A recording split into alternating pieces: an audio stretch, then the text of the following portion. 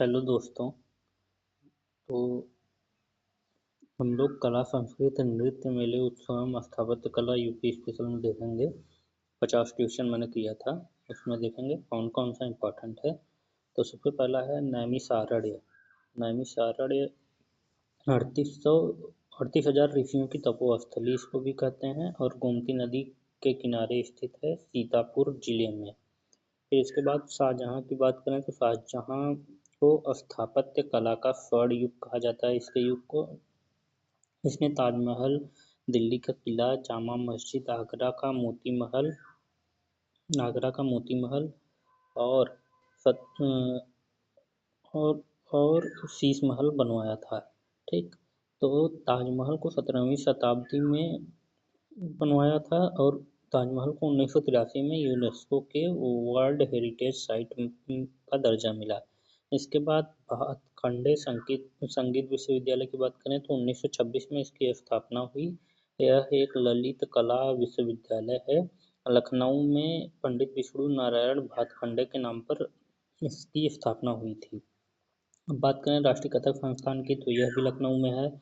और गुरु पूर्णिमा उत्सव जो है वो महिर्ष व्यास को समर्पित है। और कौशाम्बी जो है हमारा जैन व बौद्ध धर्म दोनों का प्रसिद्ध तीर्थस्थल है, क्योंकि छठवें जैन तीर्थंकर पद्म प्रभु की जन्मभूमि है कौशाम्बी।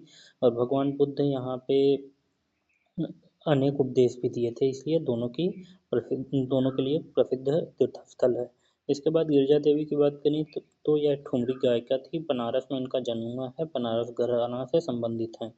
यूपी के लोक नृत्य की बात करें चरकुला लोक नृत्य है, जो कि ब्रज क्षेत्र में होता है। इसमें लकड़ी के पिरामिड सर पे रखकर उसके ऊपर दीपक रखती हैं महिलाएं और घूंघट डालकर डांस करती हैं। फिर इसके बाद कर्मा नृत्य की बात करें तो यह मिर्ज़ापुर या सोनभद्र में किया जाता है। कजरी हमारा अवध क्षेत्र या मिर्ज़ापुर में फेमस है। चैती जो है पूर्वी यूपी, बनारस हुआ बलिया, इसमें फेमस है। अन्य की बात करें तो दादरा, रासलीला, कथक और ख्याल, पाई डंडा, भृतृहरि, ये सब भी यूपी के डांस हैं। ठीक। लोक नृत्य हैं यूपी के।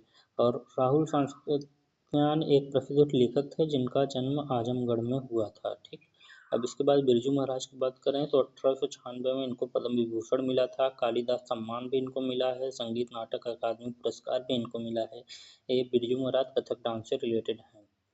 फिर मथुरा कला शैली की बात करें तो भरहुत कला शैली और सांची कला शैली का मिश्रण है मथुरा कला शैली। यमुना नदी के किनारे इस शैली का जन्म हुआ।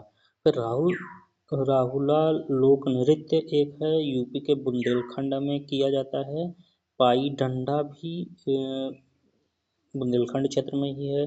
बधाई नृत्य, राई नृत्य, सैरा नृत्य, बरेदी नृत्य, कांगड़ा नृत्य, ये सब भी बुंदेलखंड में किया जाता है। ठीक।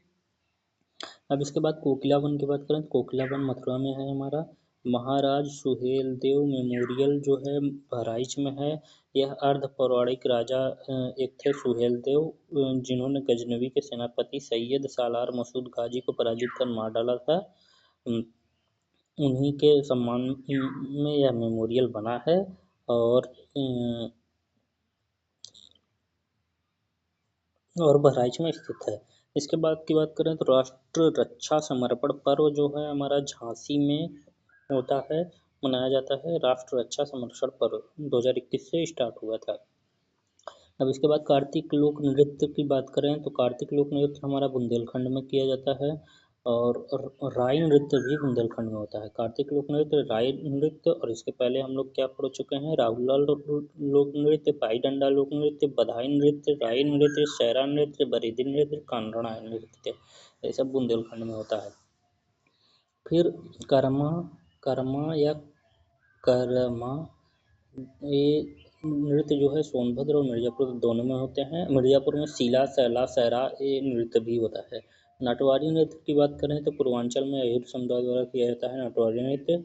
और धुरिया नृत्य बुंदेलखंड के कुम्हार करते हैं। धीवर नृत्य कहार जात के लोग करते हैं। देवीपट्टनम मंदिर तुलसीपुर बलरामपुर में है। देवीपट्टनम मंदिर और जेके मंदिर जो है हमारा कानपुर में है। अमीर खुसरो का जन्म जो है एटा में हुआ था। मिर्जा गालिब का जन्म आगरा में हुआ था। जोस का जन्म मलिहाबाद में हुआ था। राम प्रसाद बिस्मिल का जन्म शाहजहाँपुर में हुआ था। ठीक।